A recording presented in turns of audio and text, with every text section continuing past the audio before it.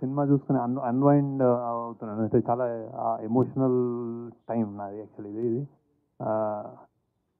నేను first started ఇప్పుడు ఏదైతే చూస్తున్నారో మీరు ఫస్ట్ డేనే ఇది ఒక ఫస్ట్ నుంచి మేము తీసి జెనిసిస్ దీన్ని పుట్టినప్పటి నుంచి అదే దీని స్టోరీ కథగా పుట్టినప్పటి నుంచి ఇది ఒక పెద్ద రియల్గా తీద్దాము, హాలీవుడ్ స్థాయిలో తీద్దాము, అంత అంత బాగా తీద్దాము, రియల్ లొకేషన్స్లో తీద్దాము, బాంబేని ఎవరు చూపించినట్టు విధంగా చూపిద్దాము అని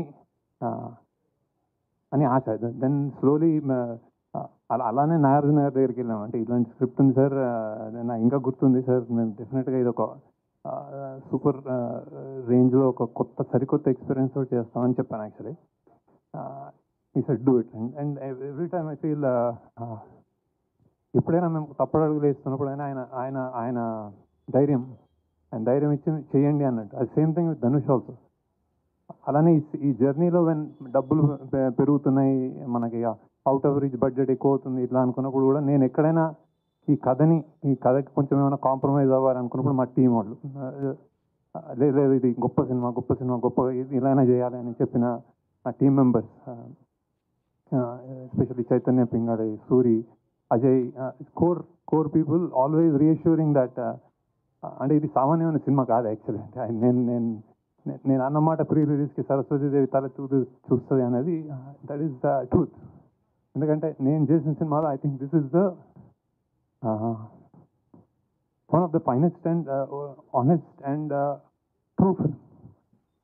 నేను చెప్పాను కూడా, అంటే నేను చెప్పిన first shot Dhanush best shot అన్నాను. అది ఆడిటోరియంలో మీరు చూస్తున్నారు అది బెస్ట్ షాట్ అని. కొంతమందికి అంటే కొన్ని విషయాల్లోకి ఇట్లాంటి సినిమాలు చేసినప్పుడు ఇంత హై అంటే ఇంత కొత్తదనము ఇంత జెన్యున్గా తీసినప్పుడు ఏమవుతుందంటే లెంత్ ఏదో అంటున్నారు. అంటే నేను ఇందులో లేయర్స్ చెప్పడానికే చాలా లేయర్స్, ఇంకా మీకు తెలియని లేయర్స్ మీరు మళ్ళీ ఇంకోసారి చూస్తే తెలుస్తుందేమో బేసిక్గా.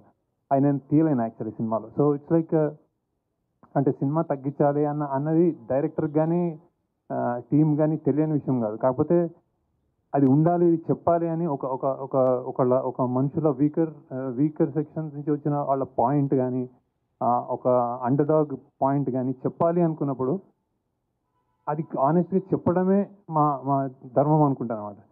ఇది ఇప్పటిదాకా మీరు ఇచ్చిన స్థాయి, నాకు మీరు ఇప్పుడు వచ్చిన యునానిమస్ రిపోర్ట్ కానీ, అంటే నేను అందరూ ఇచ్చేసారని నేను ప్రెస్లో ఏం చెప్పట్లేదు, కానీ బేసిక్గా నచ్చిన విధానం కానీ నాకు చాలా ప్రౌడ్గా ఉంది. అంటే ఈ స్థాయి మీరు ఇచ్చారనుకుంటున్నాను యాక్చువల్. లేకపోతే దీన్ని ఏదైనా తక్కువైనా కానీ మేము చాలా ప్రాబ్లమ్ పడేవాళ్ళం. సో బేసిక్గా బట్ ఇంతగా మీరు ఇస్తే ఈ సినిమాకి స్థాయి అనేది thank you, I really thank you. And then that I think the film deserves it. ఎన్నెన్నో లేయర్స్ నేను చూస్తున్నాను రెండు మూడు రోజుల నుంచి. ఎస్పెషల్లీ నాగార్జున గారి యాక్టింగ్ కానీ, ఆయన చనిపోయినప్పుడు జనాలు ఆడిటోరియంలో ఫీల్ అయ్యే విధానం కానీ, ధనుష్ యాక్టింగ్ కానీ, రష్మిక కానీ, జిమ్ సర్ఫ్ కానీ, true acting, true high production values and చాలా మంచి టేకింగ్, డైరెక్షన్ ఇవన్నీ వస్తున్నాయి. బేసిక్గా ఐఎమ్ రియలీ ఇప్పుడే సింక్ అవుతుంది నాకేం అంటే బాక్స్ ఆఫీస్ వాట్స్ హ్యాపెనింగ్ అనేది సునీల్ గారు అండ్ రామ్మోహన్ రావు మాట్లాడతారు. But I'm very proud of the film and I'm very happy about the film. So thank you for all the support and reviews మీకు నచ్చినందుకు.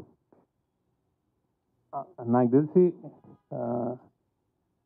ఈ cinema ఒక complete film. So it's like మళ్ళీ మాట్లాడతాను, నాకు గుర్తు రావట్లేదు actually. I'm blanking out. So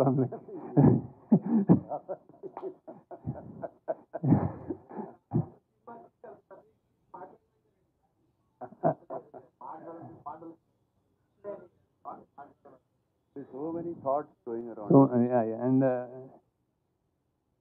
and ఒక 150 200 రూపాయలు ఇచ్చేవాడు కానీ 150 ఇచ్చేవాడు కానీ నాకు రేటు కూడా తెలియదు సరిగ్గా. ఈ సినిమా చూస్తున్నప్పుడు నేను ఇక్కడ నాకు లాగ్ ఉంది, ఈ సినిమా ఇక్కడ నాకు బోర్ కొట్టింది అని ఆలోచించడం నేను అనుకుంటున్నాను టెక్నికల్. అంటే బేసిక్గా నేను తీసుకెళ్ళానని నమ్ముతున్నాను బేసిక్గా. సో ఆ లాగ్ కూడా వదిలేస్తే ఇది ఒక చాలా ఆనెస్ట్ అండ్ గొప్ప ప్రయత్నం అని నేను అనుకుంటున్నాను బేసిక్గా. So and I'm really happy. అంటే నేను ఇప్పుడు సక్సెస్ మీట్లో నేను ఎందుకు అంటే నేను